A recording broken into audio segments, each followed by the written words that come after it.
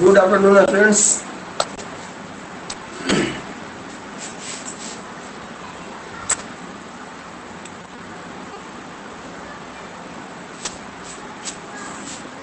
Our today topic is chemical control in animals.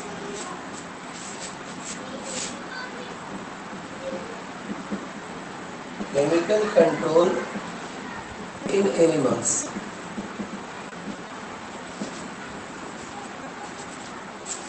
इस topic के बारे में हमने फ्राइडे को पढ़ा कि हमारे बॉडी में केमिकल कंट्रोल के लिए दो टाइप का ग्लैंड्स होता है, exocrine gland and endocrine gland. Differences हमने पढ़ लिया उसका। डिफरेंट एंडोक्राइन ग्लैंड्स का लोकेशन हमने बता दिया था आपको। अब यहाँ पर हमको पढ़ना है डिफरेंट एंडोक्राइन ग्लैंड्स का फंक्शंस क्या क्या है, कौन कौन सा हार्मोन्स रिलीज होता है उससे, और वो हार्मोन्स क्या करता है। तो हम यहाँ आपको यहाँ पे बताए थे, पिछला बार बताए थे कि जिस ग्लैंड्स का आपका डिस्क्रिप्शन है आपके बुक में,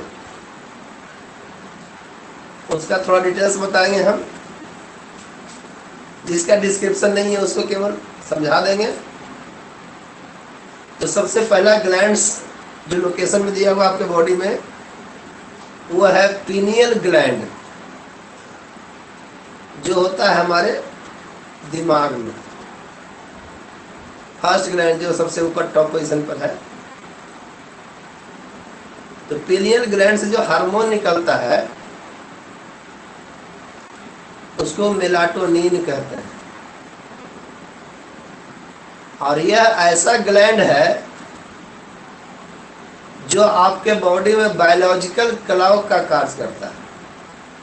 क्लॉक मतलब घड़ी, आप जानते ही हो, जो आपको टाइम का याद दिलाता है कि किस टाइम में आपको क्या काम करना है। हमारे शरीर के अंदर भी यही स्थिति है।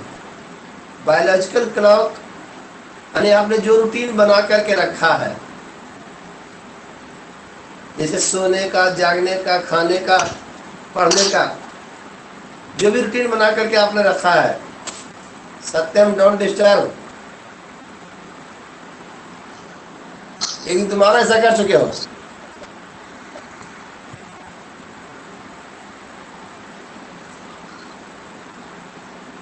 यहाँ जो रूटीन हमने बना करके रखा है उसको फॉलो करवाना उसका काम है। अरे जैसे आप अलार्म लगाते हैं मोबाइल में, उसी टाइप से यहाँ भी हमारे इसका काम है मोबाइल लगाने, मोबाइल की तरह अलार्म लगाना। जब आपका सो करके जागने का टाइम हो जाएगा, आपको उस समय आपका ये अलर्ट करेगा आपको कि टाइम हो गया, आपका उठ जाइए। अंदर से फीलिंग्स होगा आपको।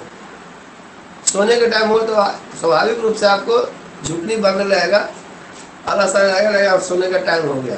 ये इसी का काम है पीनियल ग्लैंड का। भूख, खाने का टाइम हो तो आपको भूख महसूस होगा, खाना चाहिए।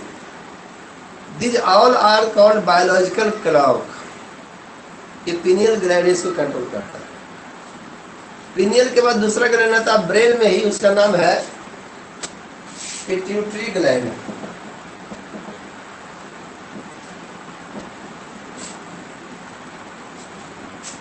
Smallest endocrine gland of our body. हमारे बॉडी का सबसे छोटा एंडोक्राइन ग्लैंड है। ये भी हमारे ब्रेन में ही होता है, लोकेशन ब्रेन में। एंड इन प्रीवियस टाइम, यानी कुछ समय पहले तक इसको, this is called master of glands commonly, because it control the actions of other glands also. यानी अपना काम तो करता है, ये दूसरे ग्लैंड के कार्य को कंट्रोल करता था ये। So this is called master of glands. लेकिन दूसरे भी ऐसे ग्लैंड्स हैं जो इसके काम इसके तरह काम करते हैं, तो मास्टर अब इसको नहीं कहा जाता है। पिट्यूटरी ग्लैंड से कई हार्मोन्स निकलते हैं, लाइक ग्रोथ हार्मोन, जो हम लोग सबसे पहले यहाँ बुक में दिया गया डिस्क्रिप्शन, या नाम लिखेंगे ग्रोथ हार्मोन। फिर और हार्मोन है जिसको कहते हैं FSH follicle stimulating hormone, LH luteinizing hormone, ADH anti diuretic hormone, oxytocin, ADH होता है anti diuretic hormones, MSH melanin stimulating hormone. There are so many hormones, about 8 secreted from pituitary gland and controls different functions, but these are not described here. In your class for 10th level only this is explained. तो इसका नाम ही है growth hormone. आप नाम पर देखो, यहाँ ध्यान दो, ग्रोथ हार्मोन माने it controls your body growth. It normal हो गया फंक्शन इसका। अब abnormal फंक्शन मतलब होता है इसके सेक्रेशन का बढ़ जाना या घट जाना। तो जब सेक्रेशन बढ़ता है किसी भी ग्लैंड्स का तो उसके लिए एक वर्ड आता है, इसको कहते हैं hyper secretion. Hyper means more secretion, ध्यान रखिए। और दूसरा होता है हाइपो सेक्रेशन।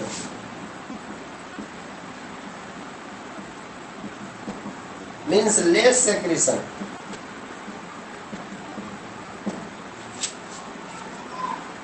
तो hypo secretion and hyper secretion, more और less secretion, these are abnormal condition of pituitary gland.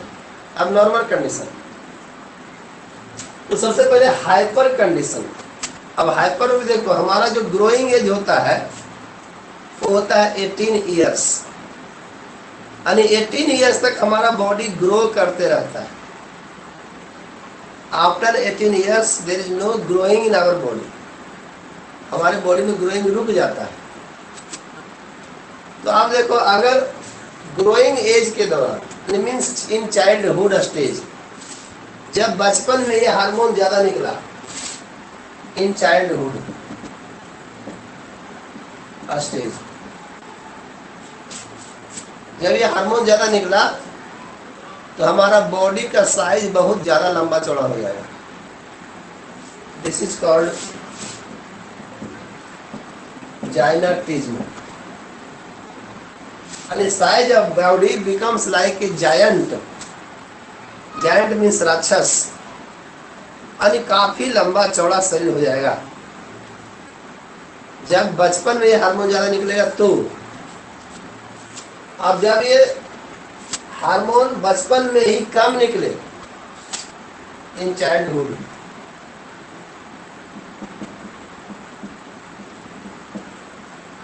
तो क्या होगा, बॉडी का साइज रुक जाएगा, ग्रो करना बंद कर देगा,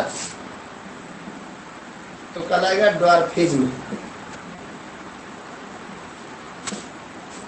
कहते हैं बौना हो जाना, short. Your height become short, आपका बॉडी का साइज छोटा हो जाएगा। ओके, तो अब यहाँ क्या होता है, अब यही हार्मोन अगर आपके बॉडी में बड़ा होने के बाद ज्यादा निकले, यानी आफ्टर ग्रोइंग एज,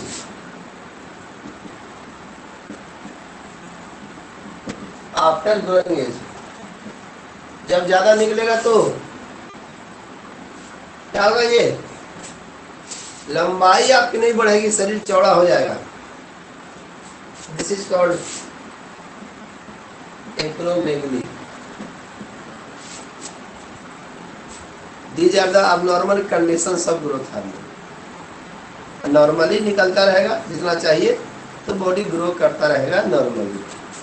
इतना हो गया पिट्यूटरी ग्लैंड में। आपको एक ही हार्मोन का चर्चा यहाँ है।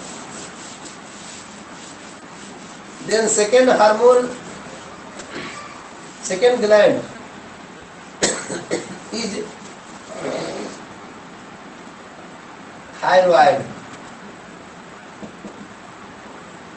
डिस्क्राइब किया आपके बुक में। जनरली हम लोग एक कंसेप्ट हमारे ब्रेन में बन गया है, थायराइड हो गया।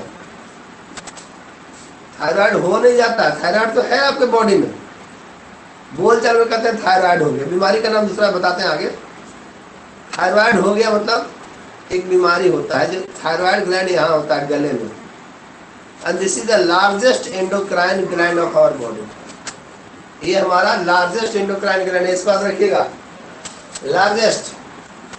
तो अब ये क्या करता है, ये होता है इस तरह से, ऐसे होता है गले में, यहाँ गला है, और ये जो विंड पाइप है, विंड पाइप के दोनों तरफ यहाँ होता है, 2 लोब्स में बटा होता है, 2 पार्ट में। लोब्स कहते हैं उसको, थायराइड लोब से, थायराइड फॉलिकल्स। इससे जो हार्मोन्स निकलता है उसको हम लोग कहते हैं थायरॉक्सिन। हार्मोन का नाम होता है थायरॉक्सिन। ये क्या है, ये आपका विंड पाइप है, और इसी में यहाँ है थायराइड फॉलिकल्स। तो थायरॉक्सिन हार्मोन्स निकला, उसमें आयोडीन इसका मेन कंपोनेंट होता है। अब आयोडीन का काम क्या है, तो आप देखते हैं क्वेश्चन आपके बुक में है दिया हुआ, देखिएगा आप, वाई आयोडाइड साल्ट एडवाइजेबल, क्यों कहा जाता है आयोडीन युक्त नमक खाइए, स्पेशली फॉर प्रेग्नेंट लेडीज। क्योंकि उसके पेट में जो बच्चा पल रहा है वह मेंटली या फिजिकली हैंडीकैप्ड हो सकता है अगर आयोडीन हमको नहीं, उसको नहीं मिलेगा ठीक से।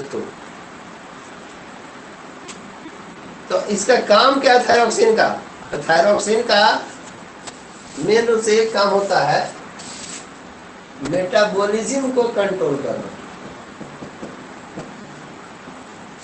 Control the metabolic activities, carbohydrate का मेटाबॉलिज्म, प्रोटीन का मेटाबॉलिज्म, फैट का मेटाबॉलिज्म, ये सब कंट्रोल करना, और फिजिकल और मेंटल ग्रोथ को भी कंट्रोल करना। जैसे आपने एक ऐड देखा होगा टीवी पर, कहा जाता है कि कुछ भी खाते इनको तन को लगता ही नहीं। तो अगर थायरॉक्सिन नहीं होगा तो मेटाबॉलिक एक्टिविटीज गड़बड़ हो जाएगा, तो खाना आपके बॉडी में ठीक से फायदा नहीं करेगा, यानी your body can't able to gain nutrient properly, nutrient gain ही नहीं कर पाएगा वो। जब न्यूट्रिएंट गेन नहीं कर पाएगा तो न्यूट्रिएंट की कमी हो जाएगा बॉडी में, और तो फिजिकल मेंटल ग्रोथ भी रुक जाएगा। अब देखिए इससे भी जो हमने कहा कि बोलचाल में कहते थायराइड हो गया, तो थायराइड नहीं होता है goitre, disease name goitre, in Hindi is called घेघा। कहते हैं घेघा हो गया किसी को, ग्वाइटर हो गया। जब ग्वाइटर होता है तो ये जो गला है थायराइड यहाँ पर है, वो साइज बड़ा हो जाता है, फूल जाता है, और चूंकि न्यूट्रिएंट बॉडी में कम गया, क्यों कम आज बता दिए, क्योंकि मेटाबॉलिक एक्टिविटीज गड़बड़ा जाता है। Due to abnormal metabolic activities our body becomes weak, कमजोर होना शुरू हो जाता है, बॉडी फूलने लगेगा, नहीं हाथ पैर सब फूलने लगता, बॉडी फूल गया है इस तरह से। तो ये सब थायरॉक्सिन की कमी से। थायरॉक्सिन कब कमेगा, जब आयोडीन की कमी होगी। इसलिए कहते हैं आयोडीन युक्त नमक खाइए, नहीं तो बच्चा शारीरिक और मानसिक रूप से विकलांग हो सकता है, फिजिकली और मेंटली हैंडीकैप्ड हो सकता है। ये अगर प्रेग्नेंट लेडी नहीं खाती है तो हमारे बॉडी में अगर कमता है तो हमने बता दिया ये बीमारी होगा, गला फूलेगा, कमजोरी होगा, हमारा शरीर फूलना शुरू कर देगा, कुछ भी खाएंगे हमारे बॉडी को फायदा नहीं करेगा, इस टाइप से होगा। ग्वाइटर में एक और बीमारी होती है इससे, चूंकि मेंटल ग्रोथ के लिए जरूरी है। एक बीमारी देखो, यहाँ नाम याद रखिएगा, क्रेटेनिज्म। अब क्रेटेनिज्म क्या, देखो एक जोक सुनाते हैं आपको, जोक को समझिएगा तो हंसी भी आएगा, ये क्या है बीमारी उसको समझने में आपको हेल्प भी मिलेगा। पहले जो स्कूल्स होता था, खासकर गवर्नमेंट स्कूल, सरकारी स्कूल, उसमें इंस्पेक्शन होता था पढ़ाने वाले कि लोग ठीक से पढ़ा रहे नहीं, वहाँ पढ़ाई हो रही नहीं हो रही है। इंस्पेक्टर आते थे, अपना डिपार्टमेंट का आदमी आता था उसमें इंस्पेक्ट करने के लिए। मिडिल स्कूल में एक बार इंस्पेक्शन हुआ। स्कूल 3 कैटेगरी में बटा होता है, आज भी बता होता है। नीचे क्लास 5 तक वो कहते हैं प्राइमरी स्कूल। 6 to 8 होता है मिडिल स्कूल, और 9 से 12 तक होता है हायर सेकेंडरी कहते हैं उसको। तो in middle school there was inspection by an inspector. Inspector enters in the class of 7 class वहां चल रहा था, इंस्पेक्टर वहां जाकर के इंटर कर गया। And inspector asked A question. एक क्वेश्चन, देखो क्वेश्चन बड़ा अजीब है, सुनिएगा इसको। इंस्पेक्टर ने एक क्वेश्चन पूछा, हम पहले रांची में मेरी बहाली थी, तो इंस्पेक्टर बोल रहे हैं क्लासरूम। रांची के बाद हम चले गए भागलपुर, और फिर ट्रांसफर के बिहार शरीफ आ गया। जहाँ इंस्पेक्शन हो रहा है उसको बिहार शरीफ में मान लो। तो ये हम, अब बताओ मेरा एज कितना हुआ। तो पीछे से एक लड़का बोलता, क्लास में एक बच्चा हाथ उठाता है, सर हम बताएंगे। तो वहां जो टीचर पढ़ा रहे थे उसको डांट के बैठाते हैं कि नहीं सर ये लड़का थोड़ा ठीक नहीं है सर, नहीं बता पाएगा, पता नहीं कैसे हाथ उठा दिया। तो इंस्पेक्टर कहते हैं ठीक है बैठो तुम बाबू। अच्छा हम दोबारा क्वेश्चन रिपीट करते हैं, फिर आप ध्यान से सुनना, कोई और बताना। पहले हम रांची में ज्वाइन किए थे, वहां नौकरी किए, फिर मेरा ट्रांसफर भागलपुर हो गया, फिर ट्रांसफर करके हम बिहार शरीफ आ गए। बताओ मेरा एज कितना है। फिर से वही लोग हाथ उठा जो पिछली बार उठाया था, सर हम बता देंगे सर। इंस्पेक्टर साहब बड़ा खुश हुए, टीचर को बोले बोलने दीजिए सर, क्यों उसको डिस्टर्ब कर रहे हैं, बताना चाह रहा बता दीजिए। अब उनके डर से टीचर भी शांत हो गए। अब लड़के का जवाब सुनना। क्वेश्चन तो पूरा अटपटा, आप समझ रहे हो, लड़का जवाब सुनिएगा। सर आपका उम्र 40 ईयर्स है, 40 साल है। इंस्पेक्टर तो बड़ा खुश हो गया कि हमने तो कुछ इसको बताया नहीं कि मेरा एज कैसे जान लिया इस लड़का ने। हम बोले कि हम रांची से आए हैं, और रांची से पटना भागलपुर गए, भागलपुर से बिहार से आए, इसमें एज कैसे कोई बता सकता है। तो लड़का को शाबाशी दिए, बोले देखिए सर आप इसको कह रहे थे मूर्ख लड़का है, तो इतना बड़ा जीनियस लड़का है, तो बिना कुछ जाने मेरा एज बता दिया। बोला बाबू चलो हम आपको अवार्ड देंगे, प्राइज देंगे। तो पहले चलो हेडमास्टर साहब के ऑफिस में चलो, वहाँ उनको बताएंगे कि ये घर से बढ़िया लड़का है, आप लोग इसको नेगलेक्ट करते हैं। ले गए हेड सर के यहाँ। वहाँ इंस्पेक्टर साहब बोले सर देखिए ऐसा ऐसा बात है। तो हेड सर बोले कि बताओ क्वेश्चन क्या था। इंस्पेक्टर साहब बोले बताइए सर क्वेश्चन क्या पूछे थे, आप कैसे जवाब दिया, ये हम सुनेंगे तब ना बताएंगे, कुछ हम कमेंट देंगे। तो इंस्पेक्टर साहब अपना क्वेश्चन रिपीट किए कि सर हमने पूछा कि हम पहले रांची में थे, भागलपुर चले गए, फिर बिहार शरीफ आ गए, बताओ मेरा एज कितना है।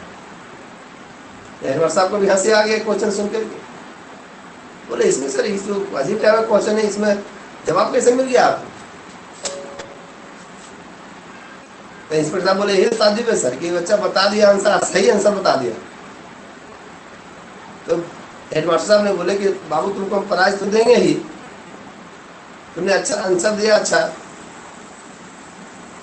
अब बताओ क्वेश्चन का आंसर दिया तुम कैसे। अब बच्चा का जवाब सुनिएगा, हंसी आएगा। कहता है सर मेरा एक भाई है जो आधा पागल है, उसका उम्र है 20 साल। मैंने आप उतना नहीं, उसके बाद नहीं बोलेंगे, इसको समझ गए। तो अब इंस्पेक्टर साहब को गुस्सा स्वाभाविक रूप से आना था, गुस्सा तो आ गया, तो आगे बात खत्म हो गया। अब यहाँ देखिए यही बीमारी है, ये मीन्स मेंटली अबनॉर्मल डिजीज। इसका काम है फिजिकल के साथ साथ मेंटल ग्रोथ भी करना, लेकिन वो मेंटल ग्रोथ करता ही नहीं। शरीर बड़ा हो जाएगा लेकिन दिमाग बड़ा नहीं हो पाएगा। This is cretinism. ये बहुत रेयर होता है, इसे कॉमन नहीं है, ये रेयर इसे कॉमन यही है। Goitre is the common disease. It is rare disease. इतना हो गया थायराइड ग्लैंड से रिलेटेड।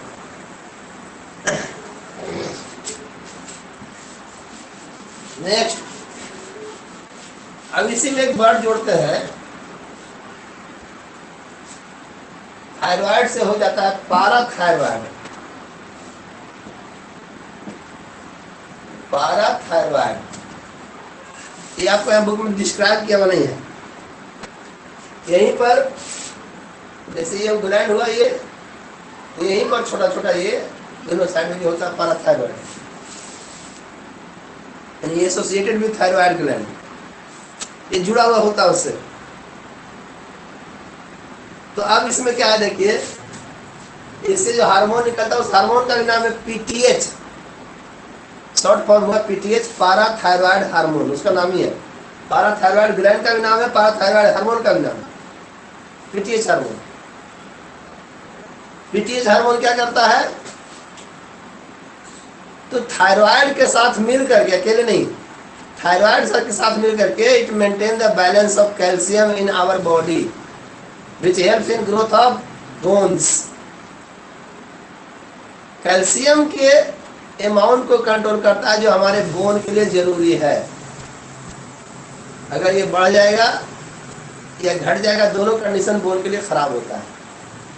कैल्शियम ज्यादा होने से भी बोन कमजोर होता है, और कैल्शियम कमने से भी बोन कमजोर होता है, दोनों कंडीशन में कमजोरी होता है। तो ये पैराथायराइड का काम है। अब यहाँ के बाद नीचे आते हैं, ग्लैंड होता है हार्ट के पास। हार्ट के पास जो ग्लैंड होता है उसका नाम है thymus gland.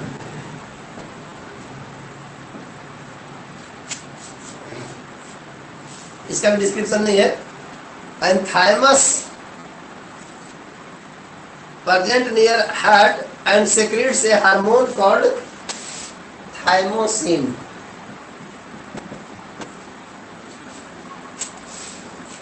This gland present in your body but absent in my body. After 18, it starts disappearing. बचपन में रहता है, 18 साल तक ही रहता है ग्लैंड, लेकिन 18 साल के बाद धीरे धीरे गायब होना शुरू होता है, बाद में गायब हो जाता है पूरी तरह से, पूरी तरह से गायब हो जाता है। अब आपके बॉडी में तो है, हमारे बॉडी में नहीं करता क्या है। तो thymosin hormones helps in immune increasing immune power, ये इम्यून पावर को बढ़ाने का काम करता है। तो इसीलिए बच्चे का जो इम्यून पावर है, बीमारी के लड़ने से क्षमता होता है, वह मजबूत होता है हमारे कंपैरिजन में। अभी आपका बीमारी से लड़ने का ताकत ज्यादा है हमारे समय, हमारे एज ग्रुप का जो भी है, यानी आफ्टर 25 धीरे धीरे कमजोर होने लगता है, उसके पहले मजबूत होता है। तो अभी देखिए जो कोरोना चल रहा है, इसके बारे में आप न्यूज सुने होंगे कि बच्चा में तो बीमारी हो सकता है, होगा या ना होगा, बात है, भगवान ने कहा हो बीमारी हो, लेकिन बच्चे का शरीर उसको लड़ लेगा उसको मजबूती से। यानी जितना बड़े का डेथ हुआ उस हिसाब से बच्चे का डेथ नहीं होगा।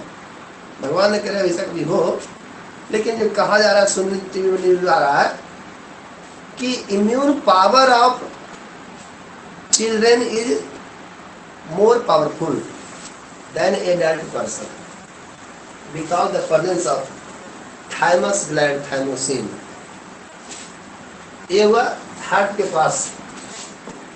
अब हार्ट से थोड़ा नीचे आइए,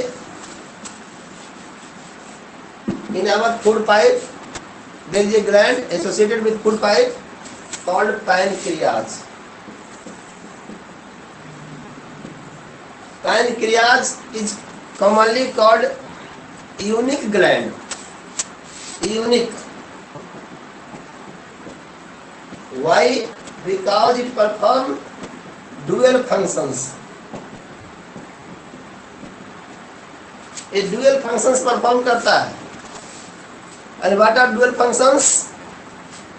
It is both exocrine and endocrine gland। इसलिए यूनिक कहा जाता है इसको। यूनिक का मतलब ये होता है जो इसके जैसा कोई नहीं हो, विचित्र हिंदी में कहते हैं।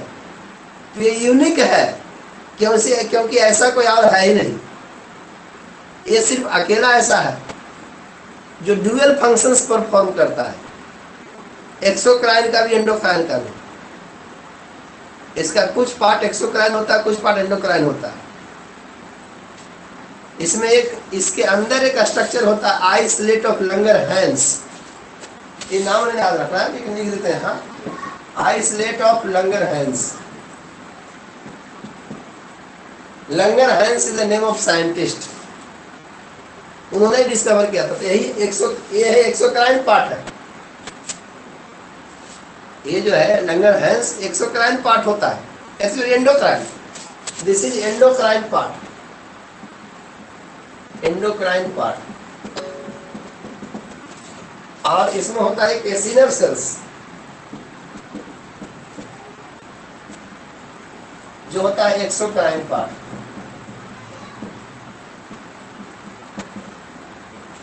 तो एक्सोक्राइन पार्ट पढ़ चुके हो, उससे एंजाइम्स निकलता है जो फूड के डाइजेशन में हेल्प करता है। जिसे पढ़े ना आप, पैनक्रियाज निकलता है, ट्रिप्सिन, एमाइलेज, लैपेज, ये निकलता है पैनक्रियाज के एक्सोक्राइन पार्ट से। डाइजेस्टिव सिस्टम में पढ़ लिया आप स्टार्टिंग में। यहां से निकलता है दो hormone. The first hormone is glucagon and second is insulin. Both hormones are antagonistic in function. इस वर्ड को याद रखिएगा, एंटागोनिस्टिक। क्या लिखते हैं word? Antagonistic means just opposite to each other. अरे दोनों एक दूसरे का उल्टा काम करता है, उसको कहते हैं एंटागोनिस्टिक इन फंक्शन। इसका आगे यूज आएगा इस वर्ड का, इसलिए याद रखिएगा। Glucagon secrets, glucagon increases the level of sugar. कैसे करता है उसको डिटेल से 11 क्लास में पढ़ना, यहां से याद रखिएगा। Glucagon increase the level of sugar. ये शुगर लेवल को इंक्रीज करता है। और insulin decreases the level of sugar. अब ये डिक्रीज कैसे करता है? तो it increases the consumption of sugar. इसने शुगर के कंजप्शन को बढ़ा दिया। इसने शुगर को बढ़ाया, इसने उसका कंजप्शन बढ़ाया। तो दोनों उल्टा काम कर रहा है, लेकिन हमारे बॉडी के लिए यूजफुल है। शुगर लेवल को मेंटेन किए हुए। इसकी जब अबनॉर्मलिटी होगी, इसकी कमी होगी, तो क्या होगा? एक बीमारी होता है। कौन सा? डायबिटीज। देखो यहां भी एक क्वेश्चन दिया हुआ आपके बुक में। Why are some patients treated with insulin injection? क्यों इंसुलिन इंजेक्शन से उसका उपचार किया था, ट्रीट किया था, ट्रीटमेंट? तो डायबिटीज का अकेला दवाई होता है इंसुलिन, दूसरा कोई मेडिसिन है ही नहीं इसका। और अगर इंसुलिन की कमी हो गई तो शुगर लेवल बढ़ते जाएगा। केवल शुगर लेवल बढ़ना नहीं है, और इसके साथ और भी कॉम्प्लिकेशंस आते हैं। देखिए होता क्या है, sugar is most important energy giving material. सबसे ज्यादा एनर्जी शुगर ही दे रहा है आपके बॉडी में। तो जब शुगर का कंजप्शन रुक गया आपके बॉडी में, क्योंकि इंसुलिन नहीं है, तो कंजप्शन रुक गया तो शुगर बढ़ गया। लेकिन शुगर को स्टोर नहीं कर सकता आपका बॉडी, ये पावर ही नहीं है। तो ये रिलीज करना शुरू करता है शुगर को थ्रू यूरिन। यूरिन से निकलता है बाहर। शुगर बन रहा है लेकिन शुगर यूज नहीं हो रहा बॉडी में, बढ़ रहा है तो निकाल दे रहा है उसको बाहर, बढ़ा के रख नहीं सकता वो। अब क्या होगा? शुगर कमी हो जाएगा। जब शुगर में कमी होगा तो एनर्जी में कमी हो जाएगा। अब उस एनर्जी को पूरा करने के लिए जो प्रोटीन है आपके बॉडी में, जो दूसरा काम कर रहा है कंस्ट्रक्शन में, जो फैट है आपके बॉडी में, वो टूट करके एनर्जी देने का काम करने लगता है, क्योंकि बॉडी को यहाँ बचाना है। तो proteins provides energy to your body in the absence of sugar, in the lack of sugar. अच्छा, प्रोटीन आपको इधर लग जाएगा एनर्जी देने में, तो प्रोटीन का अपना काम का कंस्ट्रक्शन है बनाना, वो तो रुक जाएगा ना, वो काम रुक गया तो बॉडी में दूसरा तरह का प्रॉब्लम आने लगेगा। इससे रिलेटेड कई डिजीज हो जाते हैं, और ये ऐसा बीमारी है जो अनट्रीटेड है, ट्रीटेड नहीं है, इसका ट्रीटमेंट नहीं है, कंट्रोल में रखा जा सकता है। आप फिजिकली एक्टिव रहिए तो शुगर कंट्रोल, चूंकि शुगर कंजप्शन होता रहेगा। आप एनर्जी को खर्च करना, आपके बॉडी में एनर्जी खर्च होना बंद हो गया, एनर्जी खर्च होना बंद हो गया, शुगर का यूज ही नहीं हो रहा है। तो आप फिजिकली रहोगे एक्टिव तो कंजप्शन होगा, शुगर लेवल मेंटेन रहेगा। ये सबसे मेन जरूरी होता है। एक्सरसाइज जो है फिजिकली एक्टिव रहिए, एक्सरसाइज कीजिए। जब डायबिटीज होता है किसी को, तब डायबिटीज जनरली आपको लेजी आदमी को ही होगा, ये जनरल होता है, ऐसे तो होने कभी भी दुर्भाग्य से किसी को हो सकता है। और साथ ही साथ जो बैठ के काम करता है, इतना हो गया डायबिटीज के बारे में। इसलिए डायबिटीज का इंजेक्शन दिया जाता है शुगर को ट्रीट करने के लिए, शुगर पेशेंट को ट्रीट करने के लिए। अब इसके बाद आइए एड्रेनल ग्लैंड। ये कहाँ आपका एड्रेनल ग्लैंड,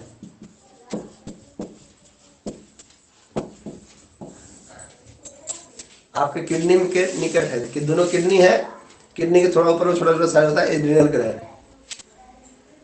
अब एड्रिनल ग्लैंड भी एक इंपॉर्टेंट ग्लैंड है आपके बॉडी में। इसको दो पार्ट में बांटा जाता है, कॉर्टेक्स एंड मेडुला। जो आउटर सरफेस है ग्लैंड का, उसको कॉर्टेक्स कहते हैं, उससे अलग हार्मोन निकलता है। और इनर सरफेस मेडुला कहलाता है, जिससे अलग हार्मोन निकलता है। बहुत से हार्मोन से, एड्रेनलिन है, ग्लूकोकोर्टिकॉइड्स है, मिनरलोकोर्टिकॉइड्स है, नॉरएड्रेनालिन है, सेक्स हार्मोन्स होता है, बहुत से सेक्स हार्मोन्स निकलता है इससे। लेकिन यहाँ आपके बुक में एक चर्चा है adrenaline. It is commonly called fight और flight hormone. This is the main question. Why adrenaline called fight और flight हार्मोन? इसको क्यों कहते हैं? आपकी बुक में भी दिया, वो बहुत अच्छा समझाया है।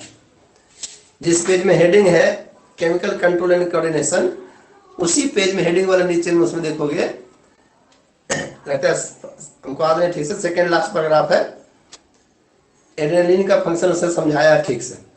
इस पेज में हेडिंग है केमिकल कंट्रोल इन एनिमल्स, इसी पेज में दिया हुआ है। सेकंड पैराग्राफ के थर्ड पैराग्राफ में आप देखोगे पूरा डिस्क्राइब किया, कैसे कहता है बताते हैं उसको। इसका रिलीज होता है तो ब्लड में टारगेट बनाता है हार्ट को, तो इसने बीटिंग बढ़ा दिया, हार्ट का हार्ट बीट बढ़ गया। जब हार्ट बीट बढ़ गया आपका,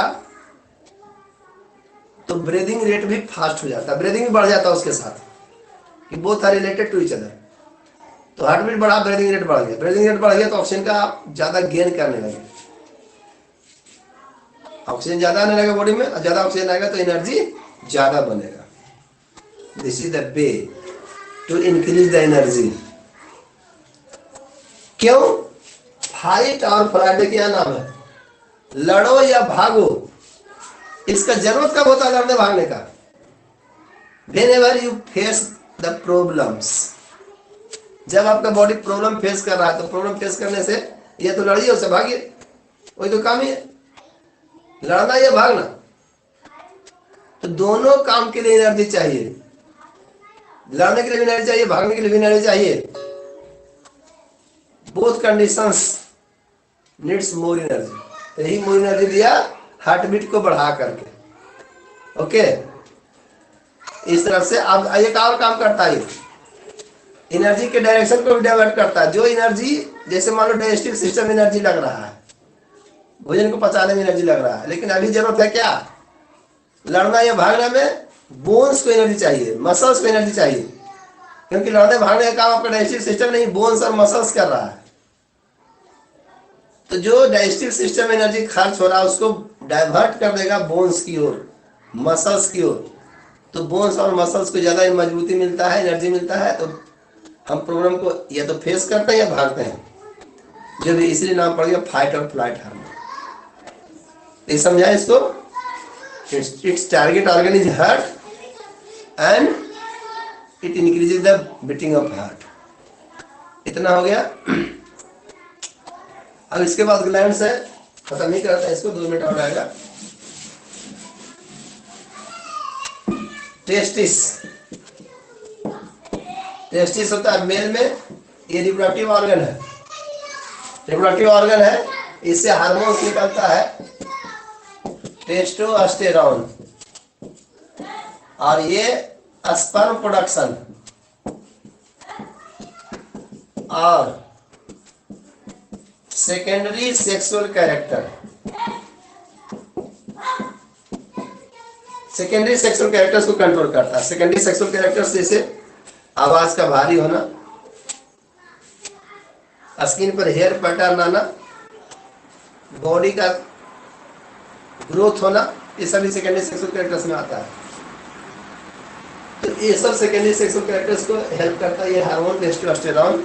इसी का एक और नाम होता है एंड्रोजन। एक काम हो गया टेस्टिस का, जो मेल ग्लैंड है, मेल रिप्रोडक्टिव ऑर्गन है। दूसरा होता है फीमेल का, और यहाँ नाम बदलते हैं ओवरी।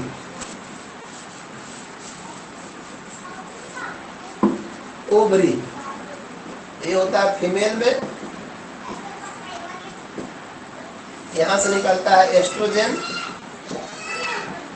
एक और निकलता है प्रोजेस्टेरॉन, लेकिन ये बाद में निकलता है। अभी यहाँ शुरुआत में एस्ट्रोजन ये ओवम प्रोडक्शन को कंट्रोल करता है, और यहाँ फीमेल से सेकेंडरी सेक्सुअल कैरेक्टर फीमेल में उसको कंट्रोल करता है।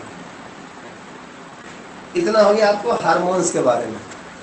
अब लास्ट 1 मिनट एक topic, feedback system, feedback mechanism.